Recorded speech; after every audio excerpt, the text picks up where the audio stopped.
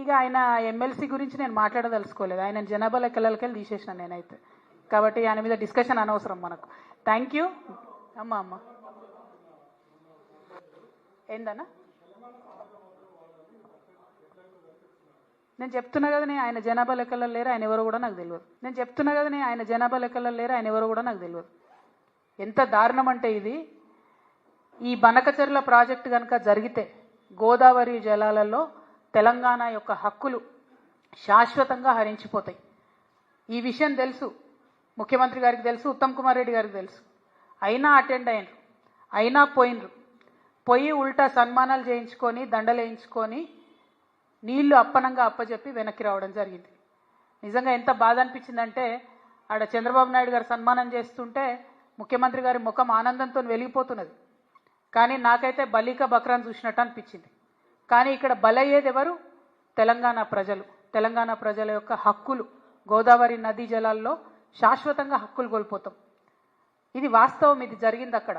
ఎందుకంటే press information bureau తెలుగులో ఒక ప్రెస్ నోట్ ఇచ్చింది, ఇంగ్లీష్లో ఒక ప్రెస్ నోట్ ఇచ్చింది.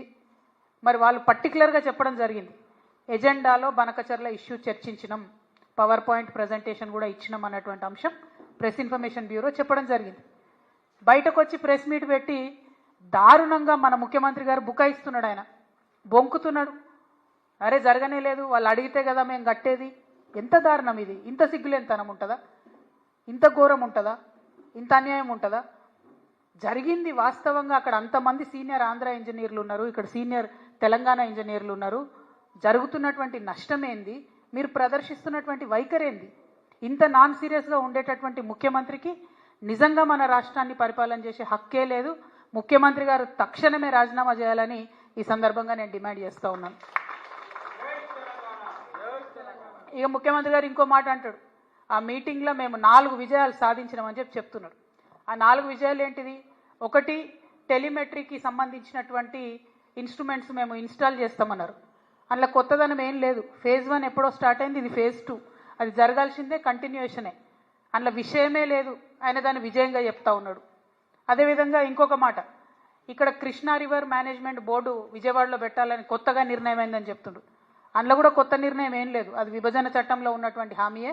గోదావరి మేనేజ్మెంట్ బోర్డు హైదరాబాద్లో ఉంటే కృష్ణా రివర్ మేనేజ్మెంట్ బోర్డు ఆంధ్రాలో ఉంటుంది. అందులో పెద్ద విషయం ఏం లేదు, కొత్తది లేదు, ఈయన సాధించింది కూడా ఏం లేదు.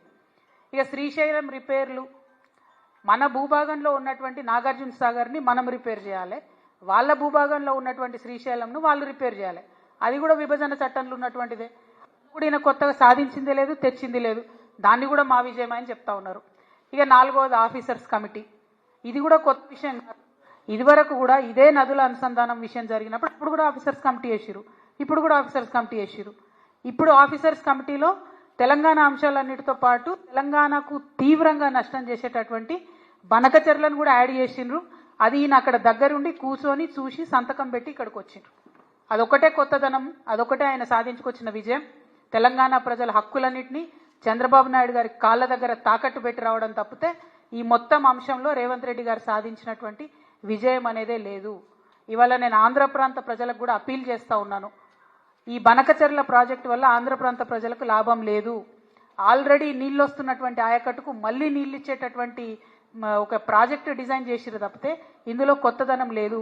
ఆంధ్రప్రదేశ్లో ఇప్పటికీ కూడా నీళ్లు రానటువంటి ప్రాంతాలకు నీళ్లు రావాలని మీ సోదరుగా నేను కోరుకుంటున్నాను.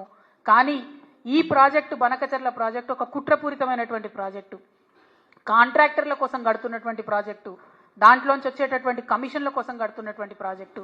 ఇవాళ నేను సవాల్ చేస్తూ ఉన్నాను, ఖచ్చితంగా ఇదే ప్రాజెక్టు మెగా కృష్ణారెడ్డి గారికే ఇవ్వడం జరుగుతుంది. మళ్ళీ మెగా ఇంజనీరింగ్ కంపెనీ నుండి తనకొచ్చేటటువంటి వాటా కోసం మన భవిష్యత్తుని, గోదావరి నది జలాల వాటాను మొత్తం కూడా తాకట్టు పెట్టి మన ముఖ్యమంత్రి రేవంత్ రెడ్డి గారు హైదరాబాద్ రావడం జరిగింది.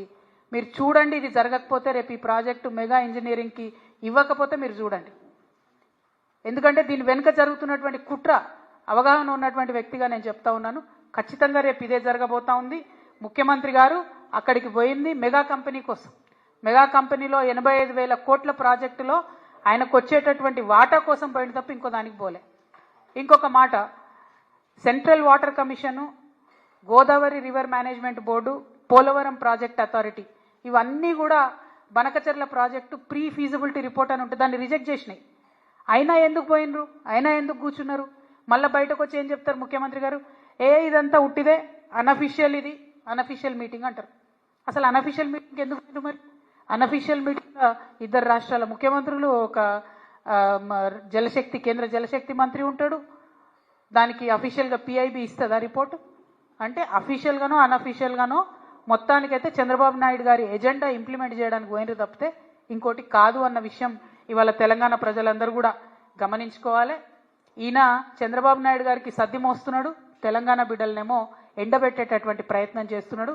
ఈ వైఖరిని మేము తీవ్రంగా విమర్శిస్తూ ఉన్నాం. మేము తెలంగాణ జాగృతి నుండి మీ అందరికీ తెలుసు, ఇదివరకు ఉమ్మడి ఆంధ్ర రాష్ట్రంలో ఉన్నప్పుడు కూడా పోలవరం ప్రాజెక్టు మీద న్యాయ పోరాటం చేసినాం. ఇవాళ మేము చూస్తున్నాం కాంగ్రెస్ పార్టీ తెలంగాణను ఫెయిల్ చేస్తున్నది. భారతీయ జనతా పార్టీ అయితే మాటనే మాట్లాడతలేదు. అందుకనే మాలాంటి సంస్థలు ఇప్పుడు ముందుకు రావాల్సినటువంటి అవసరం ఉన్నది. తెలంగాణ జాగృతి నుండి న్యాయ పోరాటం చేస్తాం. తప్పకుండా బనకచెర్ల ప్రాజెక్టును ఆపి తీరుతామని కూడా ఈ సందర్భంగా మేము తెలియజేస్తా ఉన్నాము. మరి తెలంగాణకు అన్యాయం జరుగుతుంటే మేకపోతు గాంభీర్యం ప్రదర్శించి ప్రజల్ని మోసం చేస్తున్నటువంటి ముఖ్యమంత్రి గారు ఖచ్చితంగా నేను రిజైన్ చేయాలని చెప్పి కోరుతా ఉన్నాను. అదేవిధంగా నేను ఇంకొక డిమాండ్ కూడా చేస్తున్నా. 21వ తారీఖు నుంచి పార్లమెంటు ప్రారంభమవుతా ఉన్నది. ఈ పార్లమెంటు సమావేశాలలో ఖచ్చితంగా అఖిల పక్షాన్ని తీసుకొని ముఖ్యమంత్రి గారు ఢిల్లీకి పోవాలి. ఒకటి బీసీ బిల్లు విషయం, 2 బనకచెర్ల విషయం, 2 కూడా సాధించుకొని రావాలని చెప్పి ముఖ్యమంత్రి గారిని నేను డిమాండ్ చేస్తూ ఉన్నాను. మళ్ళొక్కసారి ఆంధ్ర ప్రజలకు, ఆంధ్ర ప్రాంత ప్రజలకు కూడా నేను రిక్వెస్ట్ చేస్తున్నా, ఇది కాంట్రాక్టర్ల కోసం, అవినీతి కోసం కట్టేటటువంటి ప్రాజెక్టు తప్పితే ప్రజా ప్రయోజనాల కోసం కట్టే ప్రాజెక్టు కాదు. మా ప్రాంతమైనటువంటి తుపాకులగూడెం నుంచి నదుల అనుసంధానం జరిగితే తెలంగాణ ప్రాంత ప్రజలు కూడా బాగుంటారు, ఆంధ్ర ప్రాంత ప్రజలకు కూడా వచ్చేటటువంటి హక్కుపుక్తమైనటువంటి నీళ్ళన్నీ కూడా వస్తాయి. కాబట్టి ఈ విషయంలో ఆంధ్ర ప్రాంత మేధావులు, ప్రజలు కూడా ఆలోచించాలని చెప్పి, పునరాలోచించాలని చెప్పి చంద్రబాబు నాయుడు గారిని కూడా నేను రిక్వెస్ట్ చేస్తూ తక్షణమే బనకచెర్ల ప్రాజెక్టు ఆపాలే. ఆపకపోతే మాత్రం మేము న్యాయ పోరాటం చేస్తాం. ఈ దేశంలో న్యాయ వ్యవస్థ మీద మాకు నమ్మకం ఉన్నది.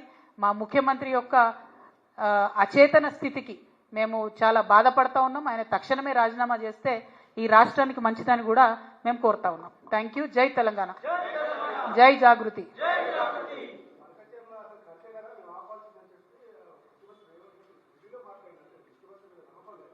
100% లేదు.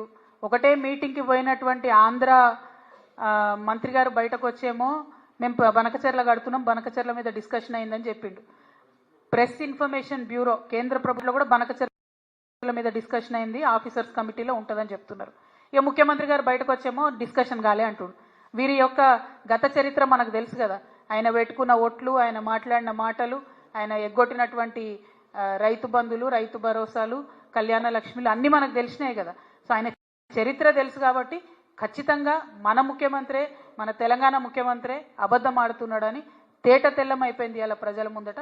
అందుకే బలంగా చెప్తా ఉన్నాం, ఆయన రాజీనామా చేయాలి, ఆయన పదవిలో కొనసాగేటటువంటి అర్హతనే లేదు. Thank you.